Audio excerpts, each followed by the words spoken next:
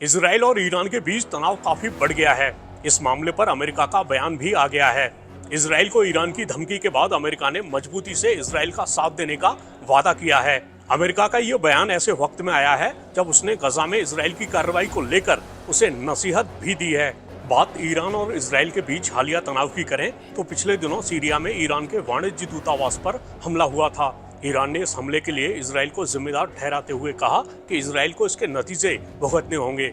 वहीं इजराइल ने भी पलटवार करते हुए कह दिया कि अगर ईरान अपनी जमीन से हमला करता है तो इजराइल भी ईरान पर हमला करेगा। इजराइल पर आरोप लग रहे हैं कि वो ईरान के सैन्य अधिकारियों को निशाना बना रहा है। दरअसल ईरान गजा और लेबनान में इजराइल से लड़ने वाले चरमपंथी समूहों का समर्थन करता है। ऐसे में गजा में इजराइल हमास युद्ध के बीच इजराइल और ईरान के बीच तनाव और बढ़ गया है। इस बीच अमेरिकी राष्ट्रपति जो बाइडेन ने कहा है कि ईरान इजराइल पर हमला करने की धमकी दे रहा है। इसके आगे उन्होंने कहा, जैसा कि मैंने इजरायली प्रधानमंत्री नेतन्याहू को बताया, ईरान और उसकी प्रॉक्सी से खतरों के खिलाफ इजराइल की सुरक्षा के प्रति हमारी प्रतिबद्धता दृढ़ है। उन्होंने कहा, हम इजराइल की रक्षा के लिए हर संभव कोशिश करने जा रहे हैं। बाइडेन का ये बयान ऐसे वक्त में आया है जब इजराइल को दी गई उनकी नसीहत चर्चा में है। दरअसल बाइडेन ने गजा को लेकर नेतन्याहू की गतिविधियों को गलती बताया है, खासकर सहायता कर्मियों की मौत को लेकर।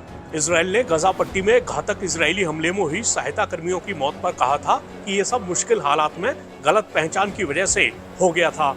इस बीच बाइडेन ने एक इंटरव्यू में नेतन्याहू को लेकर कहा, मुझे लगता है कि वो गलती कर रहे हैं, मैं उनके नजरिए से सहमत नहीं हूँ। बाइडेन ने इजरायली हमले में सहायता कर्मियों की मौत को अपमानजनक घटना बताया। इस दौरान उन्होंने गजा में युद्ध विराम की जरूरत पर भी जोर दिया।